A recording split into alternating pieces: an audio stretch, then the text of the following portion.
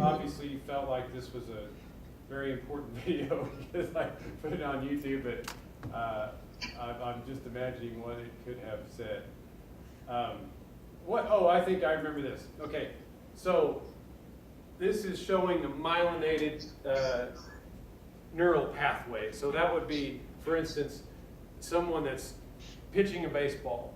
So someone that practices pitching a baseball is going to have a myelinated path and is going to be able to do that better the more that they practice. So it's just why when you study for your test, people repeat the information, because you're creating that neural wiring that you're going to be able to recall that the next time when you have to.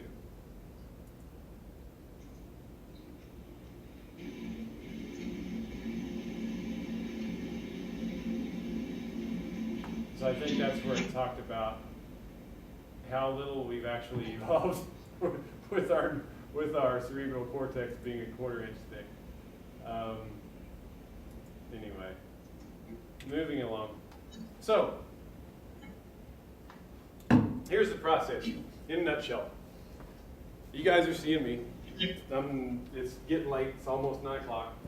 And so your eyes are on me, and your brain's sending a signal, your eyeballs are sending a signal to a neuron back here in your occipital lobe that controls your vision. And what's happening is it's creating a chain reaction. More electricity went down here.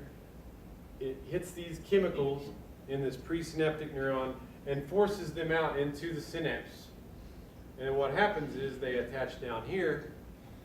And just like we saw in that video, it's a chain reaction. It keeps on going. So let's say everybody shut your eyes for 5 seconds. Okay, open them back up. So when you shut your eyes, what happened to the electricity? It went away. And what happened to your chemicals? They got sucked back up. So a little vacuum came on. And that's called reuptake. So your chemicals are meant to recycle in your brain, especially these here with vision. We use our vision all day. That's the process. That's the electrochemical process called neurotransmission. You recycle. Now you also had, when you're watching me, you also were able to see this Northwestern Enid Campus ITV Studio 221. That's over my left shoulder here. Now you weren't thinking about that. You weren't thinking about that until I said, hey, there's a sign right back here. You were taking that in. All that activity was being processed. But there was a little cell that was holding that, a little neuron that made a decision. You know, that sign says something, but that's not important. We're not talking about that sign tonight. We're talking about the brain. So it was holding that information. And then the moment I said it, the little neuron says, well, that's now important. So then you got information, processed information about that. It's, it'd be like if somebody walked by, God forbid, now that how strange things are, if somebody walked by with a weapon, obviously our eyes would be drawn to that. That's necessary for our survival. We evolved this ability to discriminate all of this massive amounts of information because it's been advantageous to our survival. Now, some folks with ADHD have a hard time basically distinguishing what is important and what is not. So that's, when we get down to a process of talking about that disorder, we're working at that level of the brain. So there are some very key chemicals, and I say that with somewhat of a pun. Your chemicals are very much like keys. Each one of them has its own chemical shape and structure. So I have my house key right here, and if I put that in the door, well, first of all, would this house key probably fit in that door to this classroom or to your prospective classrooms in Ponca and Alva? Probably not. It's probably not the right size. So what makes these chemicals important is because they are the right size to fit specific places in your brain and in your neurons, in your brain cells. So we're talking about serotonin, dopamine, norepinephrine, which is a fancy word for adrenaline, and GABA. Those are important to know because different chemicals, different drugs work on different chemicals in your brain. So if we talk about serotonin, serotonin is responsible for what? What does serotonin do?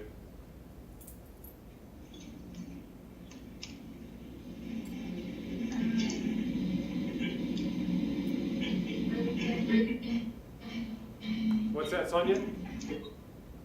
Oh, I couldn't think of the word. I was gonna say like stabilize your mood. I mean, I see the mood and senses up there, but I can't think of the word that I'm trying to say. But I know that, like, isn't a lack of it a lot of times what ADHD people have? It has. Like, Go ahead. I don't know what I'm trying to say, Taylor. It's okay. It's okay. It does have a regulatory, it has a very strong regulatory effect, but it does a lot of things. And when I made this PowerPoint originally, we didn't have as much knowledge as we do now, but we do know it affects your senses quite a bit. We know that drugs like LSD and mushrooms work almost exclusively on serotonin. But so when we're talking about our vision, we're talking about our hearing, you all are having a lot of serotonin released. So when a person takes those substances that really mess with those senses, it's going to work there in the brain. It's also very important for our mood. Low levels of serotonin are definitely equated with depression. When we talk about dopamine, it's less, we can have a dopamine agonist, dopamine antagonist. They're less likely for us to have the pharmaceutical companies talk to us about these. We talk about Paxil, Prozac, Wellbutrin for serotonin. With dopamine, we're talking about a person's pleasure. When that's released in a person's brain, you're feeling some euphoria. Norepinephrine, you're getting some energy from that chemical. From GABA, you're going to get some relaxation. That's your body's natural calm me down chemical. And so if we talk about serotonin, there's some of the drugs that work with serotonin. Coke and meth definitely work with dopamine. You could put the opiates in there too, but for our purposes here, we're going to use coke and meth. Norepinephrine, definitely cocaine, methamphetamine. GABA, definitely working with Valium and Xanax. Anybody know what aspartame is? Yes. What is aspartame? Sugar, sweet. It is. It's a sugar substitute. So if you're drinking a diet pop, you're definitely drinking some aspartame. It is also a neurotransmitter in your brain. It's one of those little chemicals that attaches. Just saying. I know that it helps folks that can't have sugar, but I don't know. I don't drink a lot of this stuff because I know it's a neurotransmitter. It is. I can't say anything else about it. NutraSweet. So again, these chemicals are like a lock and a key. Got to have the right shaped key to go in the lock. So serotonin does what? It controls our mood and senses. It's released when good things happen. It's also released when you see, hear, and smell. It's released all the time. So let's talk about drugs that affect serotonin. And we're going to compare those with illegal drugs, with drugs of addiction in just a moment. Because when your brain gets a chemical, on a very small level, you may know whether it's illegal or not, but your brain doesn't. It just knows that it's working. So here's some of the drugs that work on serotonin. Most antidepressants work on serotonin. And so let's say, for sake of argument, that we have a scratch-off ticket to the Oklahoma lottery. And Lauren, you scratch it off, and you win $500. So, Lauren, how are you going to feel? Pretty excited. Yeah, it's $500. Yeah, I could buy that textbook Taylor was talking about we needed. Woo! All right, I can buy that second textbook Taylor was talking about. So yeah, we get a little dopamine release. It's floating around out here, and you're feeling good. Or not dopamine, excuse me, serotonin release. Serotonin release, and you might get a little dopamine with that too. But you get a little serotonin release, and it's floating around out here. But is $500 going to basically help you live the rest of your life? No, it's $500. It's cool. Yeah. But, you know, a couple hours later, yeah, it's $500. That's cool. But I got a lot of other bills to pay. I got to pay for this school. I got to, you know, pay for my car, this and that. I don't know all that stuff. But so after a little bit, the vacuum's going to kick on and suck up that extra serotonin. So let's say that I'm the one that won the $500. Woohoo! $500. But let's also say that previously to that, during the day, I totaled my car, my cat got run over, my house got foreclosed on, my wife left me, and I lost my job. Wow. So, what would you expect my natural serotonin happiness chemical, what would you expect my natural level to happen to that with all of those stressors? You won't be that much. Thank you, nice. Yes. These vacuums are going to be on and going. There's not going to be much. So if I had a little bit of that $500, oh, all right, I got $500. Woo! Not going to matter that much. These vacuums are going to suck that serotonin right back up. So Paxil, Prozac, Wellbutrin, Zoloft, Effexor, they turn those vacuums off. They are reuptake inhibitors. They keep that chemical out there. So, yeah, why not? I got $500, man. All right. You know, I make that a joke because hopefully it is a joke, but I make that a joke because it illustrates the premise behind it. You know, it's supposed to make your natural chemical work harder. So Prozac and Paxil, that's what. Why did I break that there? Oh, because it was a different class. That's why I did that. No, I have enough time to get through this tonight, so we're gonna press on, and you guys are gonna understand addiction, because this is Addiction 101. Awesome.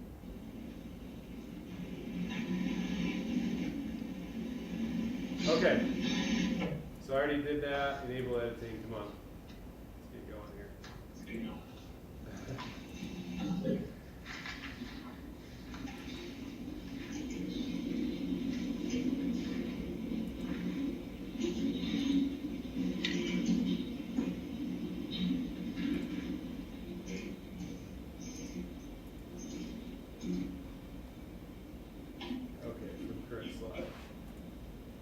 Sorry for the distractions there. So we're right back to where we were. The vacuums are off. So now, that was serotonin. Now we're going to talk about dopamine. Dopamine is, if we're going to understand addiction, we have to understand the role of dopamine, because this is the primary chemical involved in all addictions. And that's a pretty heavy-handed statement, but I feel very confident making it. From what our research shows us. So we have to understand what dopamine does. It's not released all the time everywhere in your brain like serotonin. Okay? It's released on occasion. And not in huge quantities. Okay? No, we do get a little bit more dopamine, but not in the quantities that we're going to talk about here. So when we eat, so Nice, what did you have for dinner, your early dinner? Let me see. I had rice, chicken with mixed peppers in the chicken. Oh my gosh, that sounds wonderful. Sonia, what did you It have? was That would be pizza. All right. Sorry, I wasn't trying to make Doesn't that. sound near as that good as what I stark just heard. comparison. Lauren, what you have? Chicken fried steak. Chicken fried steak. All right. I'll self-disclose. I had some tacos before I got here. So Nice, you got us all beat with the Oh yeah. the chicken with rice. So you got a little more dopamine release than the rest of us because when you ate, we get some pleasure from eating, and hopefully we all got a little pleasure from eating. Taylor, I might add that I had pizza like walking through the door here, and so it wasn't even like nice and hot, you know. Okay, you got a little dopamine. You got a little bit. Yeah, just Okay. barely. Okay, so when we make lots of money, so let's say that instead of the $500 in the Oklahoma lottery, let's say we all got, you know what, when's the Powerball? Powerball's Saturday, was it about 100 million? Okay, we're all going to get a number together. And so I'll go by and I'll split it with everybody if we hit it. So now what if I come back to class next Thursday and they say Powerball winner, Oklahoma somewhere, we don't know where they're at. And I say, okay, I got something to disclose to you, class. You can't tell anybody, but we're splitting $100 million. 4 ways that comes out. Yes, how are you going to feel? so Euphoric. Yes, euphoric, that's dopamine. That smile that's on your face right now, that thinking about all that I can pay off my loans, I can buy my house, I can do whatever I want, I don't care about anything because I don't need this job or anything like that. So no, all of that euphoria you're feeling, that is dopamine. And so when we make lots of money, we are conditioned by the way things are, that dopamine is released with that. There is you just experienced a gambler's high. That makes sense. And dopamine is released when we have sex. That's actually the most you can get concentrated naturally. But even, and I say this with the utmost respect, but even the best sexual experience, how long does that last? It doesn't last, well, I don't know. I'll let y'all keep that information. Because it most likely it doesn't last 24 or 48 hours. You know, it doesn't last a long time. It's hopefully not, well, we'll see. I'll leave it there before I dig myself a hole I can't get out of. So, yeah, but it's dopamine is released not that much. So what do all 3 of those things have in common with each other? Eating, making money, and having sex. pleasure. They're all pleasurable, absolutely. Survival. Oh my gosh, we have another $64,000 winner. Why do you say survival? Because eating, you have to eat to live. Sex, you have to have to carry on the existence of the human race and your genes. And money, I mean, not initially, but currently now, as we need it to purchase things to help us Survival. live. Absolutely. That's the best answer I've heard for that question. This class is very impressive. Thank you. You can stand up here and teach this stuff. Absolutely. Without those things, we don't eat, we die. We don't have money in this society, we die. We don't have sex. If none of us do, Our genes die out. the genes die out. No humans keep going. So those 3 things are very, very, very tied to our survival. Dopamine being released is very, very tied to our survival. So when we're talking about addiction, keep that in mind. You need all three of those things to survive. So now we're going to put this on a very basic level. The hamburger, the money, the sex, obviously when we have that, we have the dopamine released, but in a natural situation, those don't last very long. The best meal might last an hour, whatever. It gets even the 25 million, after a while, after a year, no. After a while, that's going to wear off. So we're going to be used to it. And so the vacuum is going to suck that up.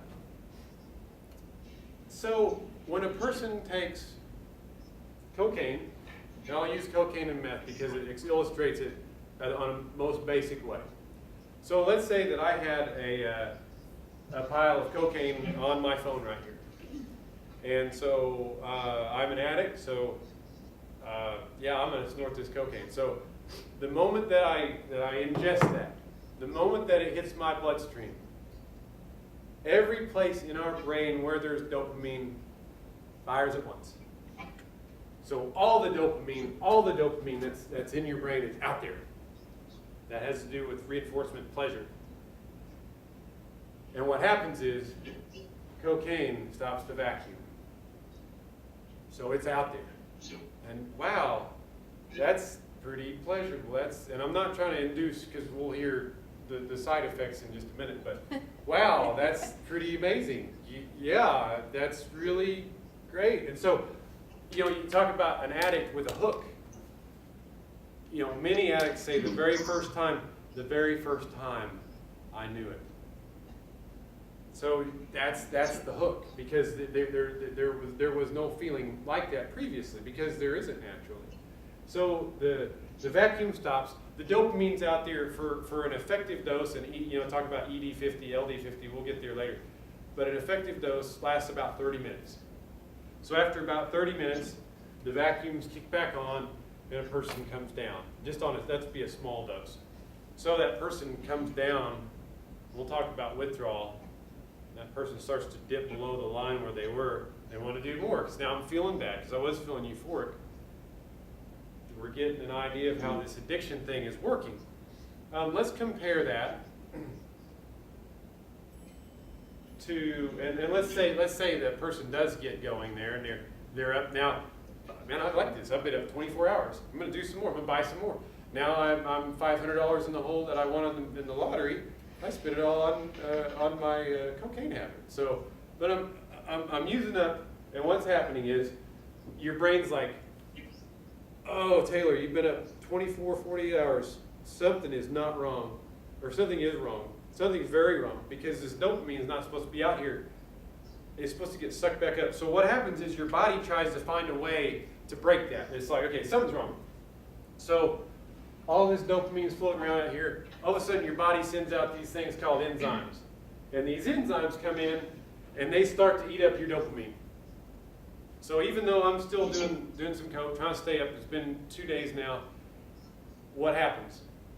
After a while, the enzymes eat up all the natural dopamine.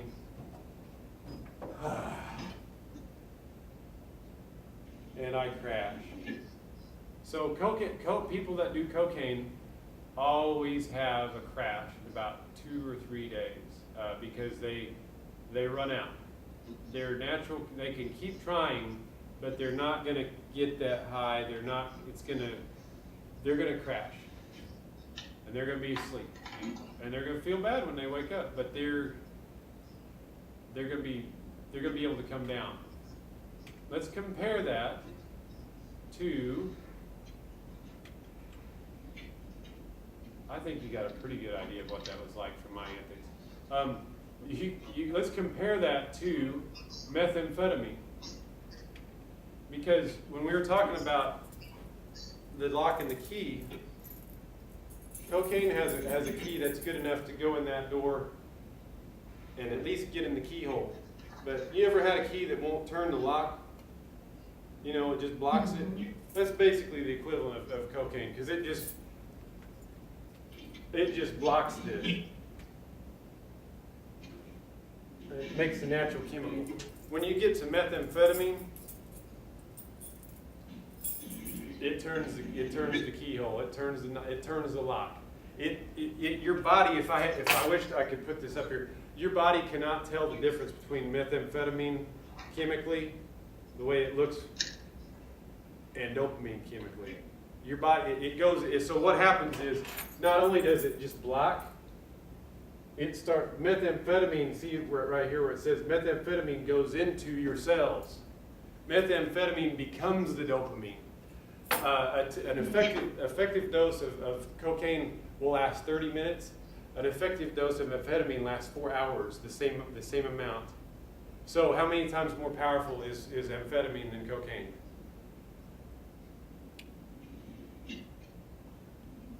30 minutes. 30 minutes versus 4 hours. That's 8 times. Methamphetamine is 8 times more powerful. Your enzymes come in and try to eat up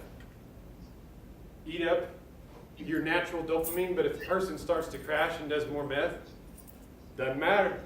I'm still up. I'm still going. It's been a week. You know, people will start to hallucinate, but I'm still up. What happens when you don't get homeostasis? You guys heard of cloning, right? Okay. How do you how do they come up with a clone of an animal or a person or whatever they're going to clone? I think they pick up the cells from one animal, and then they use it. I don't know how to explain it. It's okay. But it's more of a transfer of cells. Yeah, they take that DNA out of that cell nucleus, they transplant it into a developing cell, because that's where your DNA is at. And it keeps on going, and they can make clones of animals. Remember I said a few minutes ago, when we were talking about vision, that nucleus makes a decision whether to send that information about the sign along. Your nucleus, it's in control of these individual cells. And so these enzymes are trying to take this amphetamine out of your system. They're trying to, you're not supposed to be up this long. So your body's eventually going to make balance, even though these enzymes aren't going to work. So let's say a person stays up 3 days on meth. This is what starts to happen.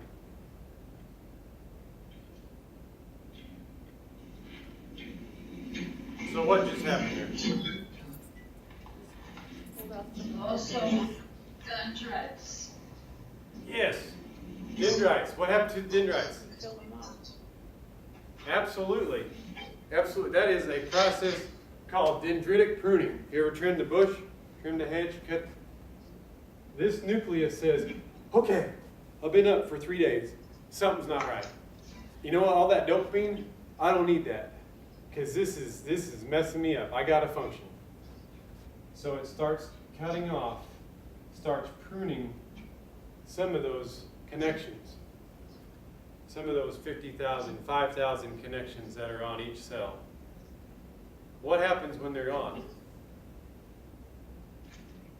All those connections that they made previously are gone. And I suppose unless they kill that entire deal off, they can regrow, but they're not necessarily going to be the same in the growth. Okay. You know what I mean? Like, okay, so you can prune a tree, you can cut a tree limb, and it can start another piece, but it's not going to grow the same direction. It's not going to do the same, if it doesn't even grow back. If it even grows back.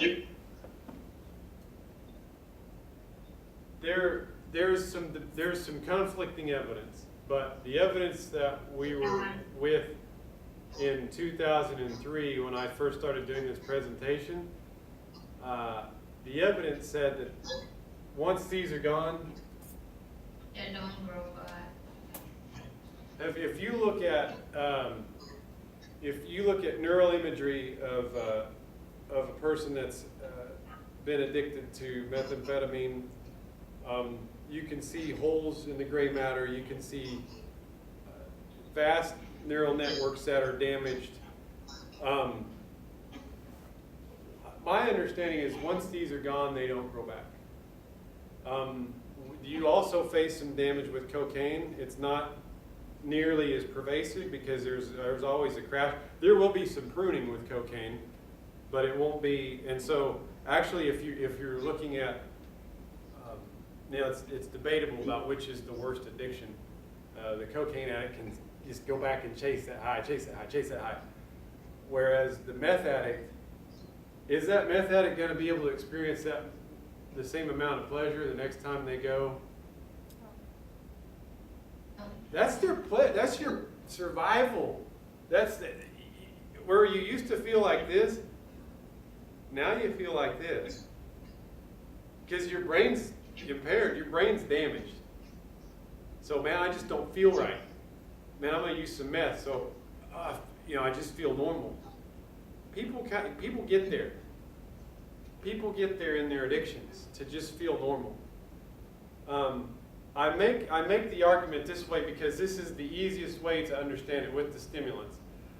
You can transfer this over, maybe not on the same scale of damage with somebody that's a sex addict.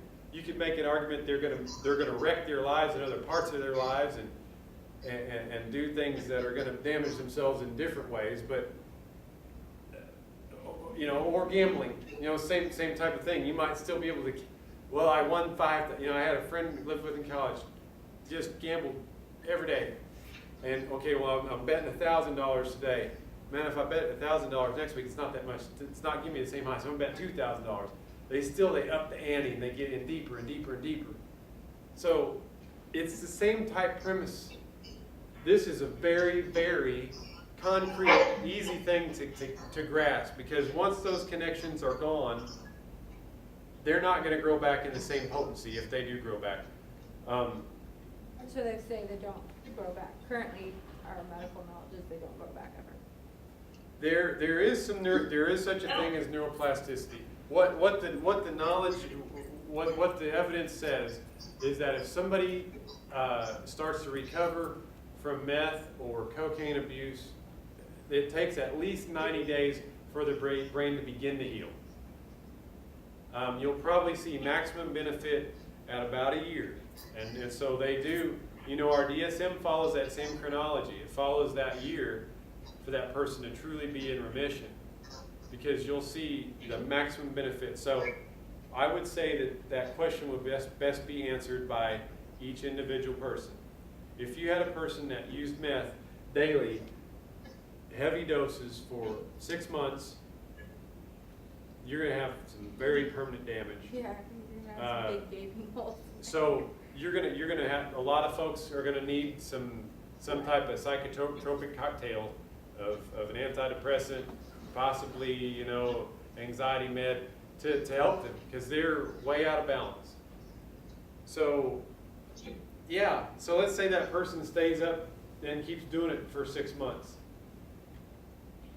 That person is never going to feel the same. So it's physically impossible. So the effects of methamphetamine, permanent brain damage. That, again, that's somewhat debatable, but I will stand by it that if somebody's a heavy user, they've permanently impaired themselves. Permanent genetic damage. Again, think about, that's a genetic level when that nucleus decides to cut those dendrites off. What you pass along to someone next generation is different. You've changed your DNA. I was going to ask you that because Dr. Davis had said that in class on Tuesday in my psychopharm class, and I was actually going to ask you about the genetic damage. And so, does that mean that the actual DNA you pass on this child is different than? Yeah. Does that affect Again, the child in any way? Again, the effects are going to be hard to measure, but Right. Their length of use, pervasiveness of use, it's going to be somewhat different. So, yeah, loss of teeth, almost universally, somebody that's done this has some serious periodontal disease going on. So when we're talking about meth and cocaine and its effects, and I didn't get into effects as much as I did, I want you to kind of grasp addiction out of our time together.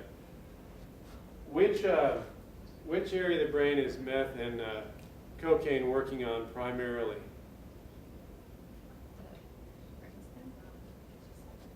Yeah, think about some of the heart starting to start beating faster. Appetite, people aren't going to want to eat. They're not going to be sleeping. And it does mess with your sex drive. It's the same chemical that's involved in sexual pleasure, and it does corrupt a person sexually. I will unequivocally make that statement because it affects the same neural pathways. So yeah, it's not working so much up here. What's that part of the brain really concerned with? Basic survival stuff. Right when you come out of the womb, this is stuff that's on board. So it's not up here that it's affecting, more so down in here. So we have similar brains to our mammalian cousins here. If you compare ours with the rat, where do you notice the main difference there?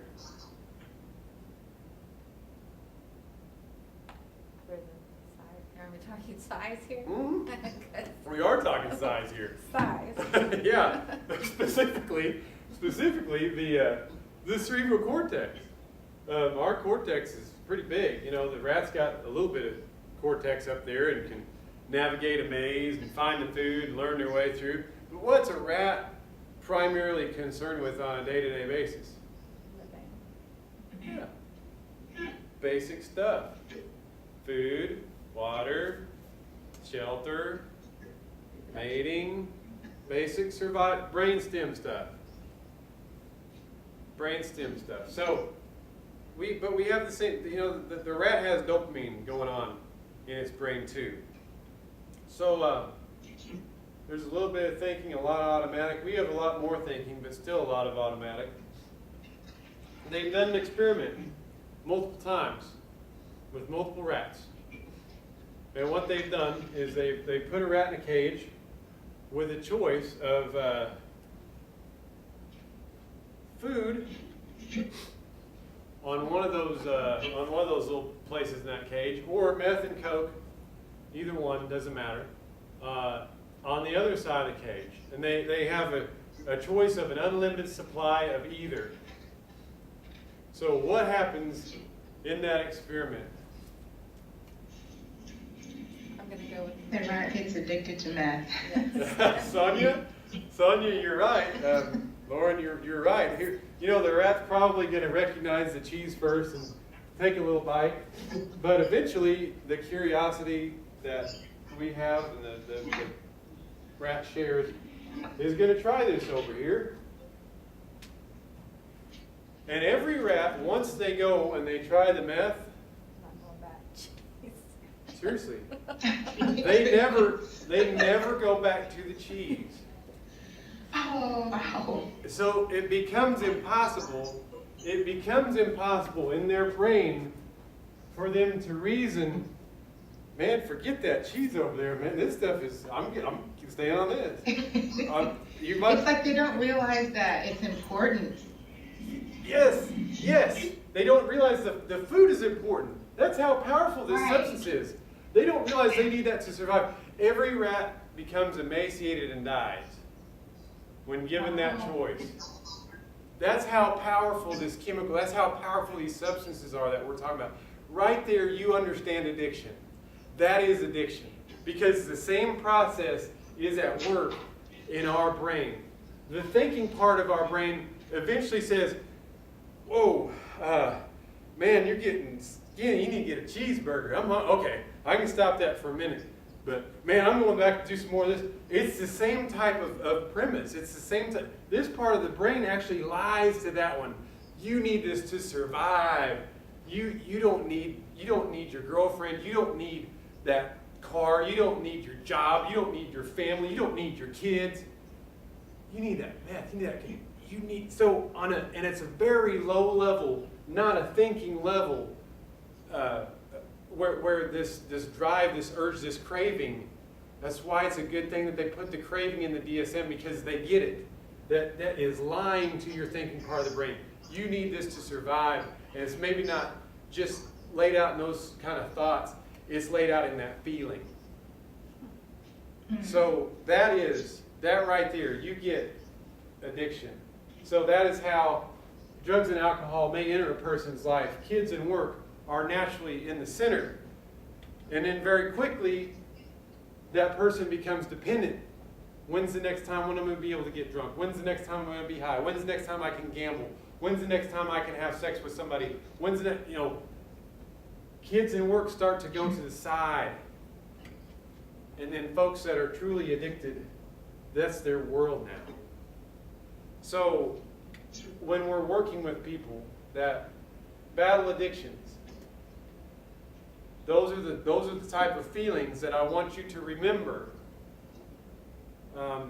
It is pervasive, and there's a continuum of stages of change that I want us to work with people to understand where they're at, on how they understand themselves and how they relate to their addiction. That will be very, very useful to you when you start counseling individuals. I'm just showing you pictures of meth and paraphernalia, and that's an old school meth lab before they did away with the over-the-counter Sudafed. That is actually what it looks like when a person's been up for a day or two. That's a hallucination. There are definitely hallucinations. They've done comparisons between a person with schizophrenia and a person